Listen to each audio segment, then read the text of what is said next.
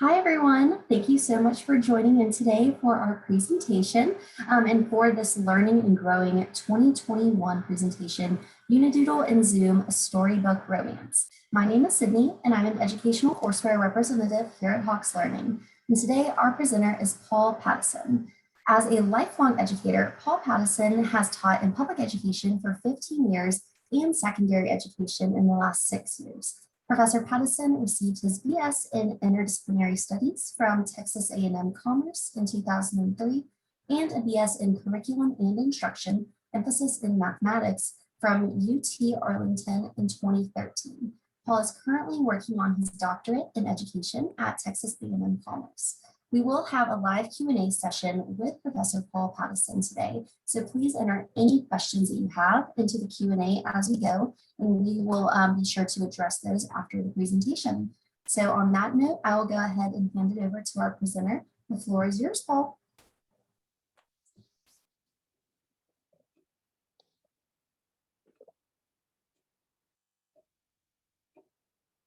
Thank you so much for that intro. I appreciate it. And thank you to everyone that's been able to join us this afternoon.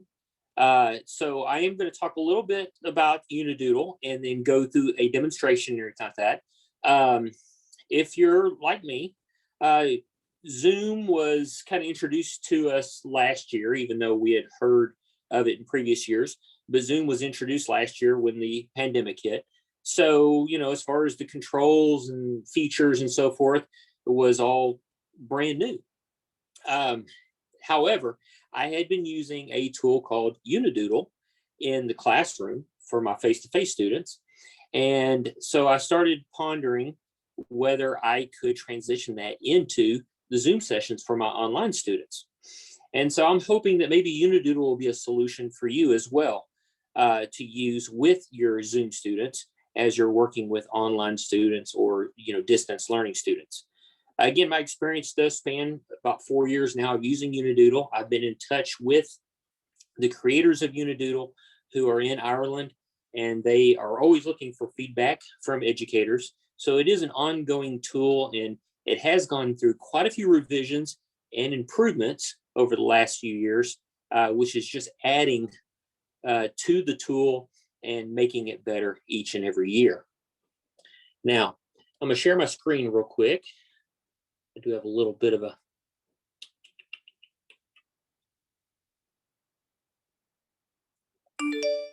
there we go. All right, and so our session today is Unidoodle and Zoom, a storybook romance. And so I do have a short little video just to kind of give you a tease about what Unidoodle does. Now, this is an app. There is a separate app for the student versus the teacher. The student app is free. And so when you actually go to their website, unidoodle.com, you have those two buttons down at the bottom that say the Apple iOS store, the Apple store, or the Google Play Store. And the students can actually go to unidoodle.com and download the student version for free. Now, let's talk about the teacher app. How do I get the teacher app? Notice right at the bottom of the screen, because this is a screenshot from their website, teachers interested in using Unidoodle in your classroom, please send an email here. So all you have to do is click that, send them an email. It'll go straight to the developers, and they will include you on their list, and they'll send you a link back of how to download it. So please let them know which version you want. You know, you want the Apple version or you want the Android version. Just let them know. So without much ado, I'm going to go ahead and play the little demo video here.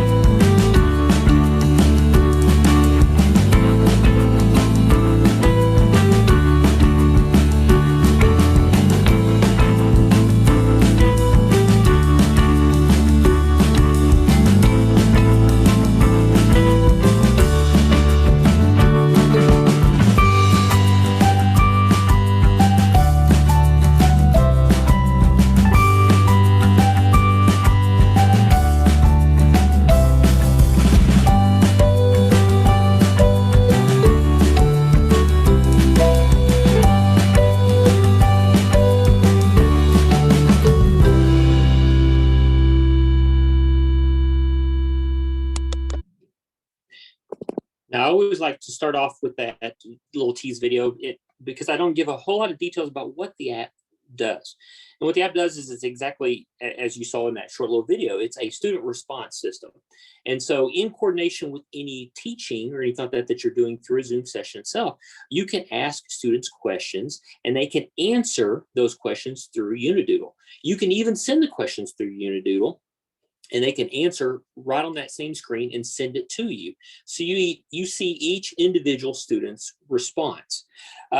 Based on that, you can give feedback on a specific student's response and send it back to that student, maybe for them to correct or, or maybe give more feedback, depending upon the situation that you're allowing the students to respond upon. I teach mathematics here at Navarro College. So as we are teaching new concepts, maybe like logarithms, I will send them a few basic problems to see if they can solve it and send it back. And then that kind of lets me know, can I move on? Or maybe I need to reteach it, or maybe I just have a few that, need a little bit experience with logarithms and how to, convert them back and forth between, exponential to logarithmic form and so forth. Now let's get into the features of Unidoodle. Now this is the student app. This is what the student app looks like once they get in. Now there is a screen before this. So when they start the student app, it's going to ask them for a session code. And I'll talk about the session code and I'll even show it to you here in a little bit. You get to create the session code. And so once you create the session, you have to give that to the students and they have to put that in. And then they'll hit start and this is what their screen will look like. So their tools are all along the top bar, grade bar area. The white area is actually their white space. Now they don't have to have a stylus to write on this white space. They can write with their finger. Now notice on the left, you have a writing tool and you have, 3 color choices. You have black, red, and blue. So I allow them to choose whatever color they like. Now they may want to emphasize different color choices depending upon, like they did in the video when they were doing Venn diagrams. Using different colors is a good idea there. Right next to the writing tool is the eraser. The eraser is different from the clear button. And I always stress this to students because if they hit clear, it's going to clear the whole screen. If they just want to erase a little piece, they want to click on the eraser. Now the undo button, which is right next to the clear button, will undo the last thing that they drew. All right, so if they make a mistake and it's fresh, it's what they just finished drawing, they can click undo and it'll get rid of it. They can zoom in and out on the next button to the right. And then notice the 2 buttons on the far right, you have a paper airplane. This allows them to send to the instructor. They must click this button to send the response to you. And then of course, the last button is exit to home screen, which exits them out of the session that you have started. Now, the one good thing about that send to instructor is in mathematics class, if they've made a mistake and they catch it and they're like, oh, as long as you haven't closed the question, as long as the question is open, they can continue to hit send to instructor as many times as they want. So they can correct what they have on the screen and then hit send to instructor again, as long as the question is open. If you have closed the question, then they will no longer be able to do that. They won't be able to send to instructor. Now there is a second thing for the student app here. Okay, this is still the student app. This is with the question closed. So the screen we were looking at before, this is with the question open. When you close the question, notice that some of the tools at the top disappear. Some of the tools at the top disappear. Okay, but they do have some new tools here. They still have their exit to the home screen over on the far right, but they have a student screenshot capture button. Now this is new because when they first started this app, that was not there. And I always have students that sit there and will ask me, how can I save the work that I have completed here in Unidoodle? Well, now they can. They click student screenshot capture and it'll capture it straight to the device. Next to that will be feedback from instructor. Now notice it's grayed out. It will not light up unless you send them feedback. And then when you open a new question, that arrow, the third icon over there, that arrow will light up, which will alert them that a new question has been posed to the class and they need to click that and it'll take them straight to the next question. Okay, now this is the student app. The teacher app looks quite different than the student app. Okay? The teacher app, you can have multiple session codes. And again, I'm going to show you that here shortly. Okay? You can have multiple session codes. Notice my session up there right there is paul.hawks. Now, for some reason, it does like to have your first name as the first part of that session code. So mine has always been paul. Whatever I want to make it, paul.algebra, paul.statistics, paul.contemporary for my contemporary mathematics course. So for today, I have paul.hawks. So my session code is paul.hawks. These are the 3 buttons that you get. When you start something new, you can sketch a question on the far left. Now you do get 3 options here. You can start with a blank question, which just sends them a blank screen. And then you would have to verbally tell them the question through Zoom, or maybe even use the whiteboard in Zoom to pose the question, or post or share your screen for a Microsoft Word document or a PDF or something like that. But you're just giving them a blank question. Number 2, you can create a new question to start off with, and then that allows you to sketch a question on the screen before you hit send. Or number 3, and this is new, you can import an image. So if you have an image saved on your device, I would strongly recommend on the teacher app that you use a tablet of some sort, an iPad or some other Android device. Using your phone, this would be rather small. So I would strongly recommend that you use a tablet of some sort. So number 3, you can import an image as well. The next box over, we have multiple choice questions. This does give you some different choices here. You can do alphabetic versus numeric, and you can also display the results as a bar or a pie chart. All right, now we don't have very many questions in mathematics class that's multiple choice, but I could definitely see this as a plus, maybe for a history course, maybe a science course, but it's there as an option. And notice the 3rd button, and this is fairly new too, a text question, where you just give them an open response and they have to actually type in their text before they hit send. Now, down in the gray section at the bottom, there are session templates, and you can create templates that you can use over and over again. So you don't have to create new every time. You can have the what's called templates, and they would show down here in this gray section where I put these notes with the arrows and everything. In that gray section, you can put them there, and you can click on that and send it straight to your student instead of having to start new every time. Again, I'm going to show all this here in a minute. We're going to do a demo here shortly. All right, so I already kind of touched base on this. Again, this is another screenshot of the Unidoodle website, www.unidoodle.com. I have noticed you have to type in the www. I know for most of us, we've dropped the www on many of the websites, but for some reason, this website requires it, www.unidoodle.com. Located at the bottom of the screen captures a link that teachers can use to send an email to the developers. This will aid everyone receiving access to the teacher app. It may take a little bit, of course, for them to get back to you because they are in Ireland. The developers are. And so it may take 24 to 36 hours before they respond. The Unidoodle Student version app can be found in either one of the stores, the Apple App Store or the Google Play Store.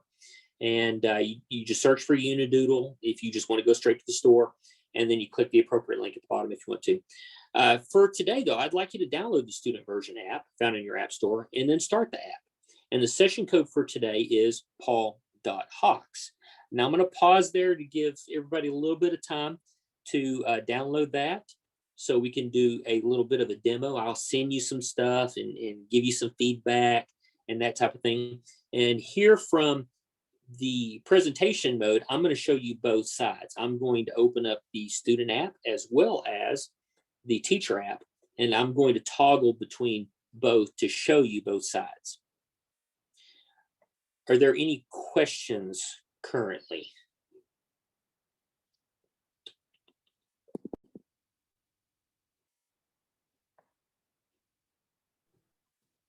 Don't see, oh, I do have one question. Can you see the student name ID? Oh, can you see the student name? Mm-hmm.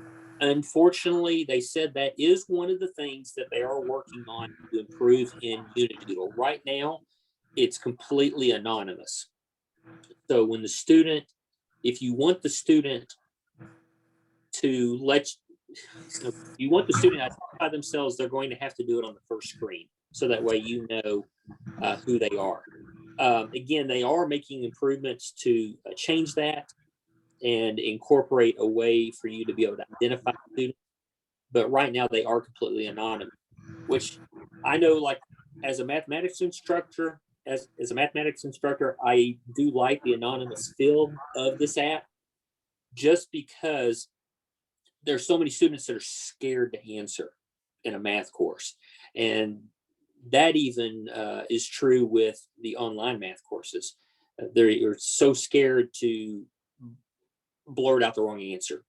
And with Unidoodle, they're allowed to tell me an incorrect answer. And if they show me the process, I can help them determine maybe what they did wrong at a certain point, that type of thing.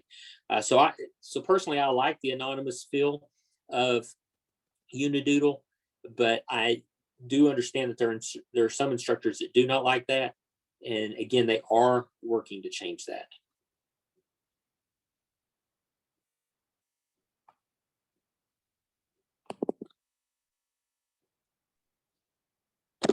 And while we're waiting, we do have just a couple more questions that came in.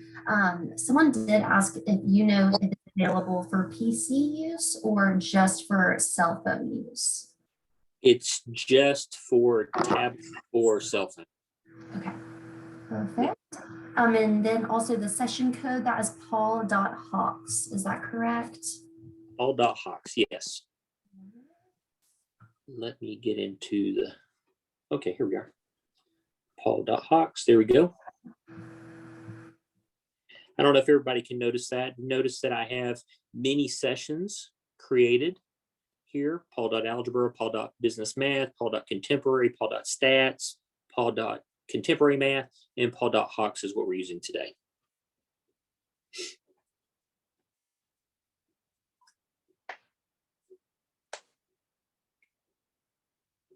Now, this is the teacher app, but now since I have started the session Paul.hawks, once you have the student app downloaded, go ahead and open it. You'll put in Paul.hawks, and it should allow you right in.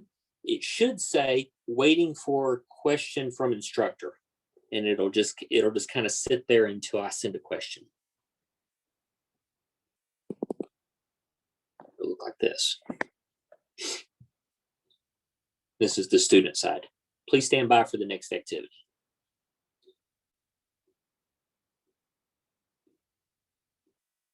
And I don't know about you, but that's pretty typical of some of the students that we have here at Navarro. Come to class and sleep.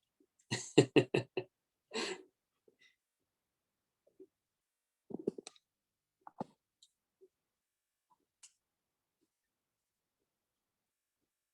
gonna give about a minute longer. Are there any other questions?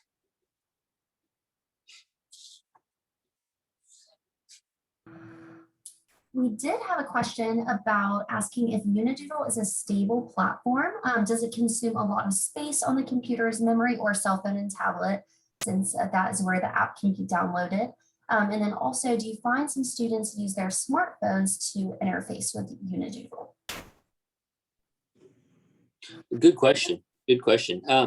No, I have found that the apps are rather small. They, even with the updates, haven't increased much in size.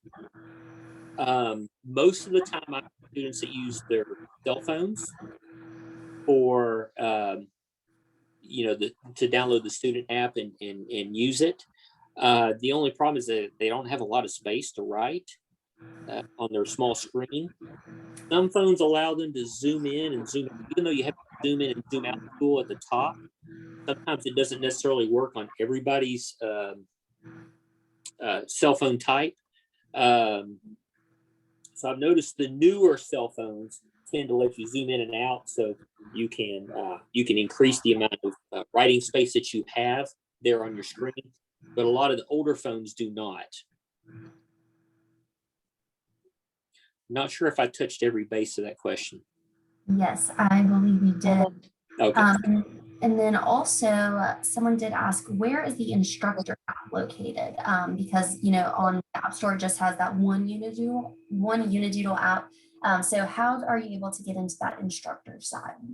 Okay, let me go right back here. Okay, so on the Unidoodle website, down here at the very bottom, it says teachers interested in using Unidoodle in your classroom, send us an email here.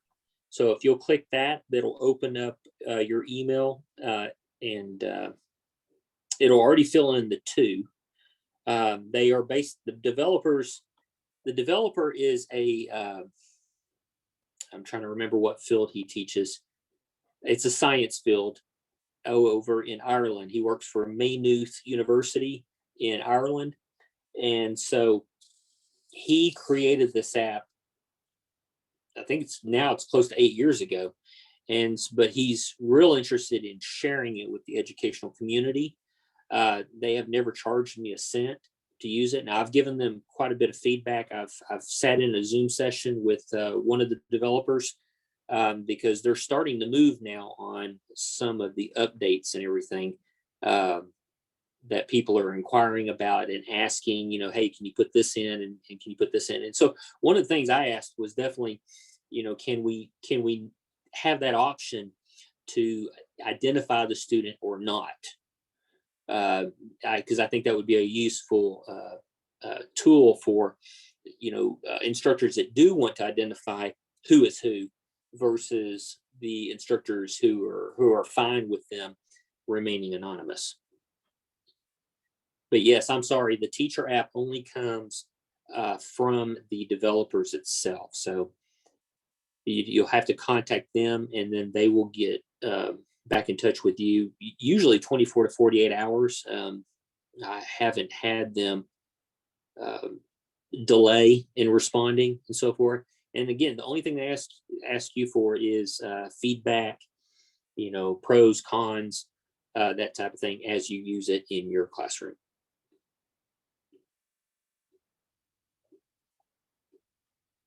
Okay, let's do a little bit of demonstration. Okay, so this is what you should be seeing right here in the student app. You should see a student with their head down, the Z's floating above their head, and it just says, please stand by for the next activity. So you don't have many options up there at the top except to leave, but please do not leave. Stay in there just for a minute. You're going to receive something here in just a minute. Okay. All right, so back over to the teacher app. Okay, I still have those same three boxes up there at the top. I can sketch a question. I have multiple choice questions and I have text questions. But what I did not show you in my slideshow was these templates down here. So I've put some templates in here, and I did put not just math. I put a science one as well as a history one. Now, the history one are those first two slides there, and I would recommend that this little reading material here. Let's see. You can send it to your students. Notice when I clicked on it, it said sending to your students. So if you did not have the option to share this through Zoom, maybe as a screenshot, you could send it through the app, just like I did right now. Okay. Now, feel free to just take a run at the writing tools on there, those of you that are in there, and scribble over this if you like, and send it back to me, which is in the paper airplane in your top right corner. Don't hit the exit button. It should be right next to the exit button. You'll notice that it is starting to record responses. So definitely with my face-to-face classes, if I counted 20 people in there, I'd be looking for 20 responses before I closed. Even with the Zoom session, you're going to know how many people are in your Zoom session. So you'll know how many responses you should receive before you hit close question. Notice that's my only option up there in the top right corner is to close question. Now, definitely in mathematics, I keep it open slightly longer, and usually I'm floating around the room or something like that. In Zoom, normally I'm sitting there with Zoom, and I tell my students that if they have a question, they can use the chat bar right there to ask me a question, because I'm just going to leave that question open so that way everyone gets an opportunity to respond. 16 responses, great. 18.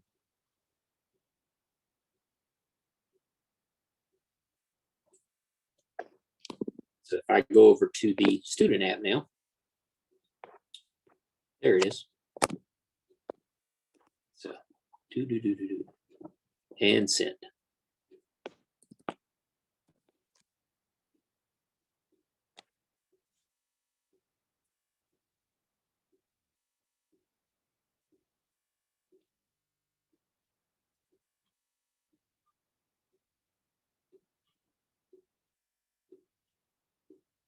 All right, so 20 responses. If I close it too soon, don't be alarmed. We're going to do a couple more of these. Okay, so I'm going to hit close question here, and then it's going to show me every student's response right here. Okay, and then from here, you could sit there and click on a student and sit there and go, okay, hey,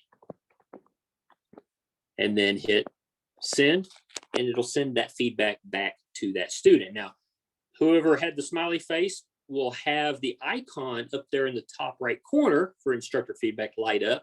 And when they click on that, it will have what I wrote on the screen. Okay, and so do you want to see changes the current sketch? Yes, that's fine.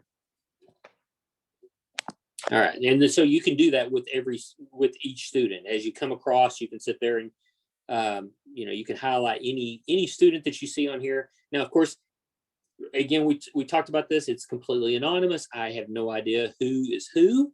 Again, mathematics students tend to like that. I tend to get a lot more response using this app because I can't sit there and say, oh, well, Julie, I'm sorry, but you're completely off on your answer. I can't identify them individually, but I can send them feedback directly through the app that could help develop that concept. All right, let's go to a new question. Okay, now that was just the article that I'd want you to read first before I sent the question. So the question, and this was a multiple choice question. So again, I just sent it to you, and I would ask you through the Zoom session to circle your choice, A, B, C, or D. This is where I would probably prefer the reading material to have been either sent to the student previously, so they have it there in front of them. So then that way you can go through the questions and so forth. You could also use the multiple choice function in Unidoodle to help build a bar graph or a circle graph based on the answer choices here of A, B, C, or D.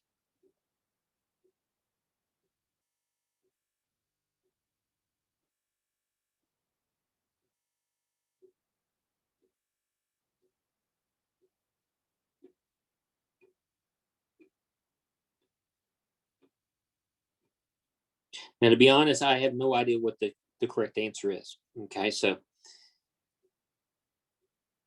letting everybody know ahead of time.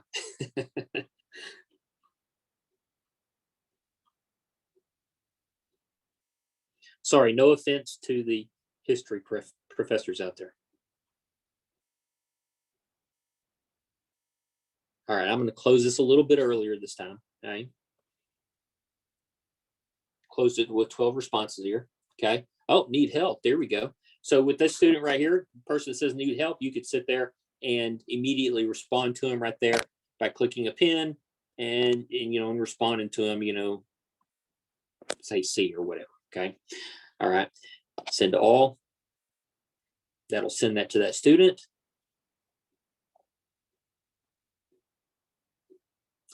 And it looks like everybody was correct. Yeah, I had a person up there in the top right corner, circle all of them, A, B, C, and D.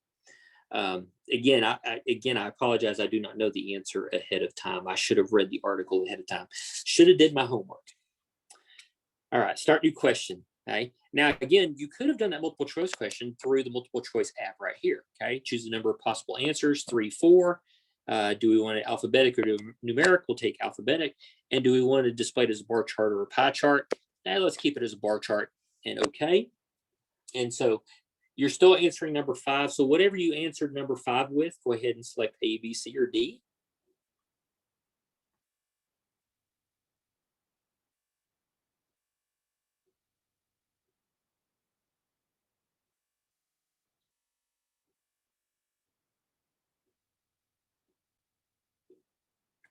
Perfect, perfect. I'm going to close it right there. And so then it shows my bar graph there, and it looks like the majority of us think it's B. And so, hey, we'll go with that. We'll say B was the correct answer. Okay. I can send the results to you.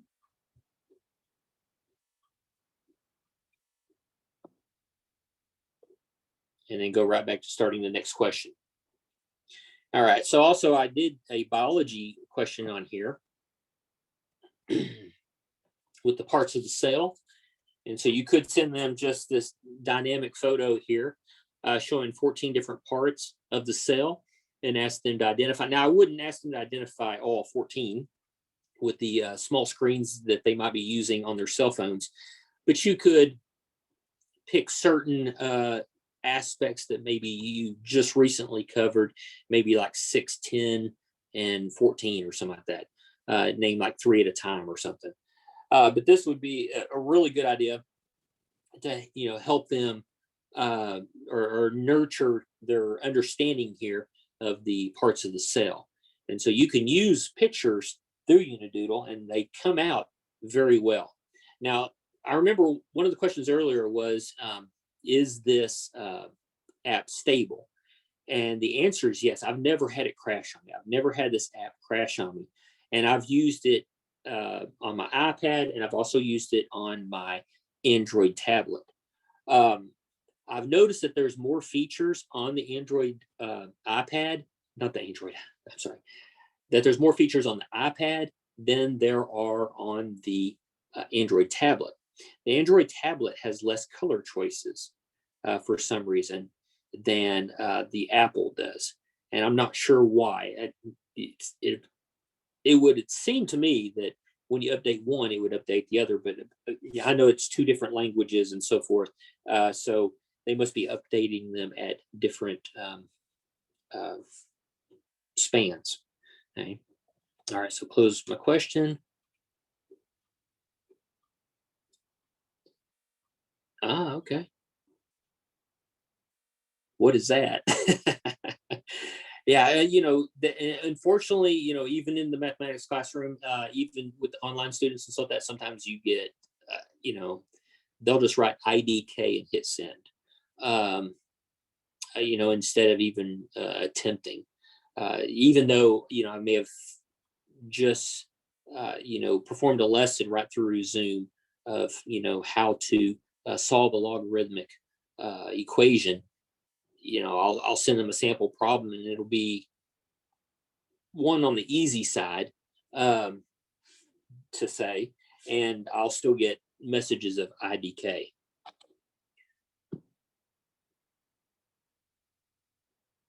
So the last one I'm going to send you is I'm going to send you a math question here. Determine the implied domain of the following function. Of course, you don't have to answer it, just giving you another view of a different field question. This is one I have actually sent to students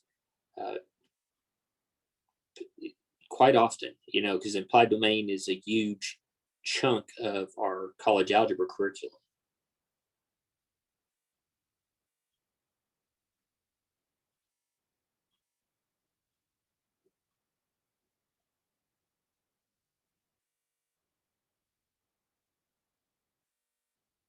All right, I'm going to hit close there. Now, oh, good job. Yeah, bracket 7, comma infinity. All right. A lot. That is the correct answer. There you go. I'll even accept x is greater than or equal to 7. That's great as well. All right, start new question. Okay, so now if I click on sketch question, this is what I was talking about a minute ago. Another box will pop up and you can either start with a blank question, which just sends a blank screen to the student. And so I usually use the blank questions quite often because sometimes I'll just make up a problem instead of always having to pull, material from Hawks or from the textbook or whatever. So a lot of times I'll send them a blank, just that blank screen, and then I'll make up the question on the whiteboard in Zoom, and then they answer it in Unidoodle and hit send. Now, if you hit create new, which is that box to the top right, this will give you a blank screen, but it hasn't sent it to the students yet. You actually get to write the question first, and then you'll get to send it to the students. And then one piece that I really like that they have added is this import image button down at the bottom. It kind of, there is a separate website that I'm going to point out at the very end where you can upload images.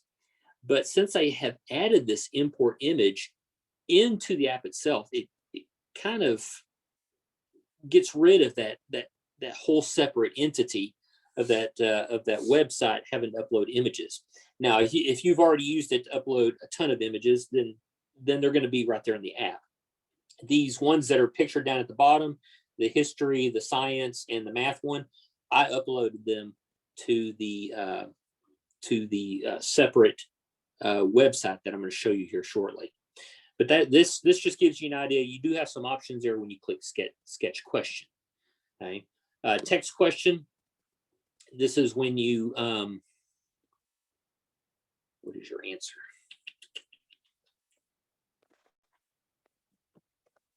Let's see.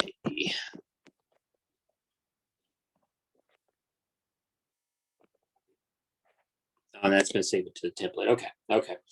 That's a text question where the students will actually text in their answer. They'll actually type in an answer there. Okay.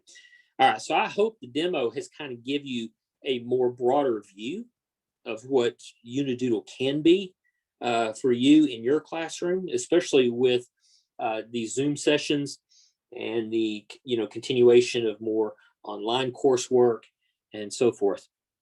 Let me show you that website real quick, the one where you can upload documents. It's unidoodle.com, www on front of that, www.unidoodle.com/upload. So when you go to that, it's very simple. Oh, it took me out of it. Give me just a minute. Sorry about that.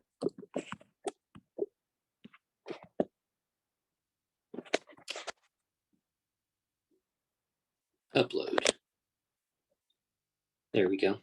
Okay, so it's going to ask for your email and your PIN. So when you first set up the teacher app, it'll ask for your email and it'll ask you to create a PIN. The PIN gets you into this uploader where you can upload images. It gets you into the teacher app, so you'll use it in both places.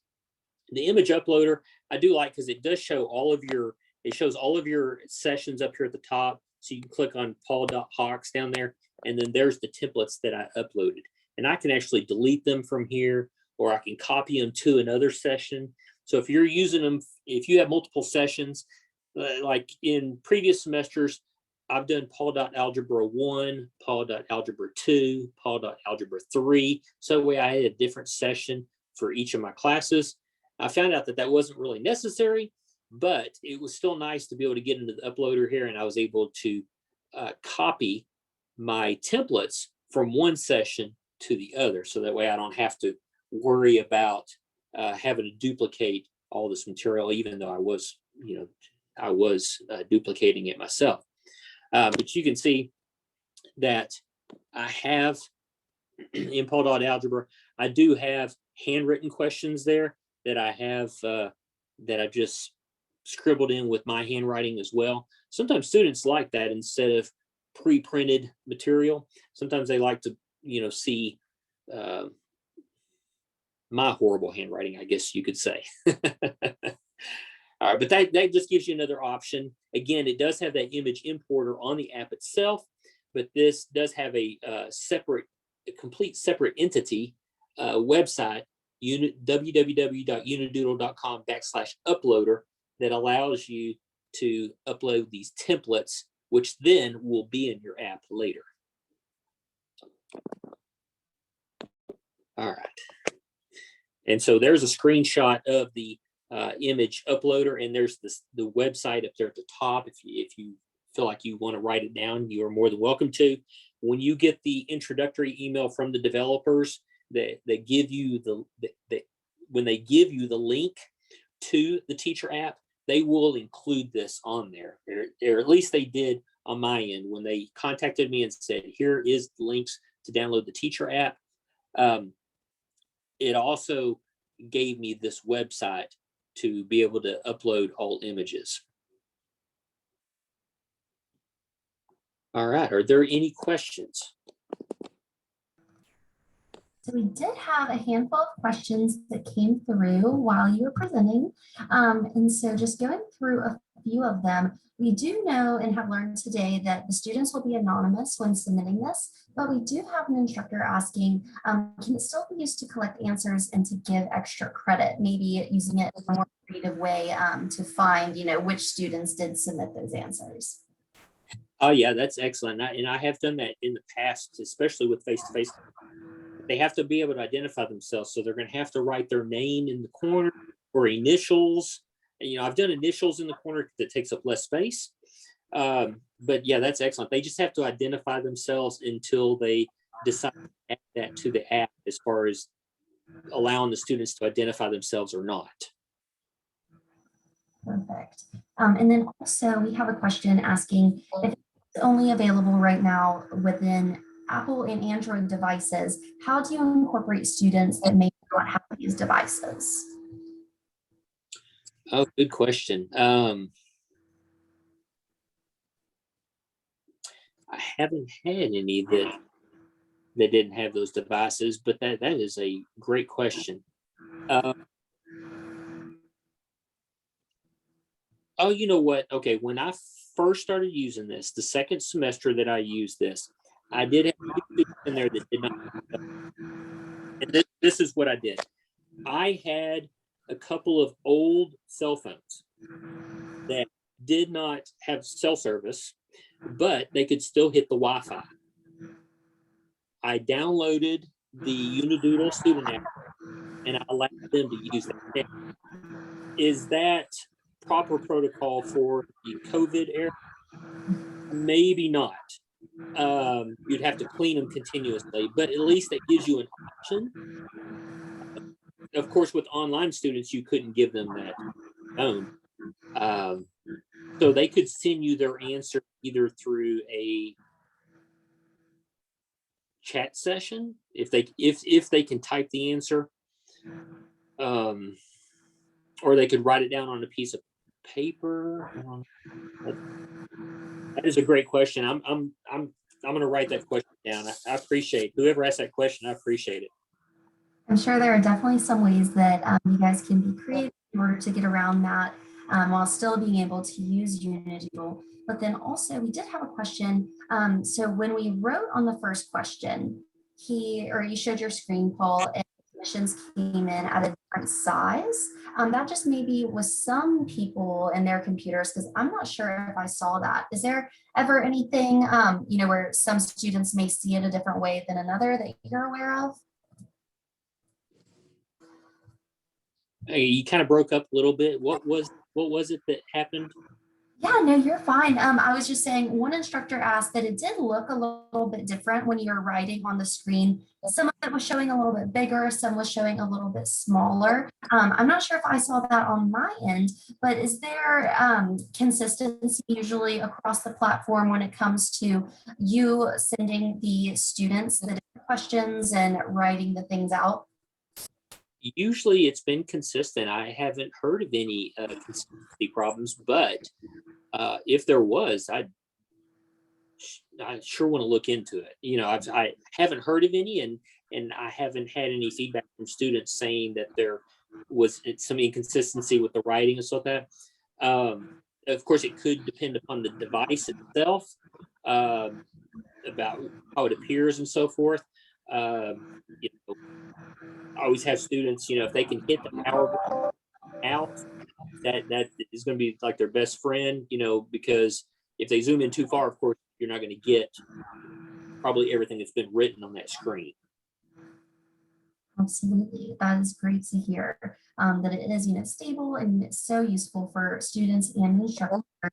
But also, if a student sends an answer twice, or do they have the ability to send an answer twice? And then also, will both of those responses be recorded, or is it just one response that they're allowed to send? It's just the one response. It'll be the last time they click that paper airplane button. So they can continue hitting that paper airplane button until you hit close question. When you hit close question, the last response that they sent is the response you are going to see. Perfect. That sounds great. Well, thank you so much for everyone joining in today. It does we are just about out of time, but thank you as well, Professor Paul Patison. And thank you everyone who is in attendance today. If you or any of your fellow instructors are interested in presenting for our Learning and Growing webinar series, please submit your proposals to the Learning and Growing website, which I'm going to link right in the chat here in just a moment. And if you do have any questions at all, please direct them to us directly at marketing@hawkslearning.com. We did have a question about the recording. We will be emailing everyone in attendance today a link to view the recording of this webinar once it is available. So thank you all so much again, and thank you, Paul, and I hope everyone has a great rest of the day. Thank you.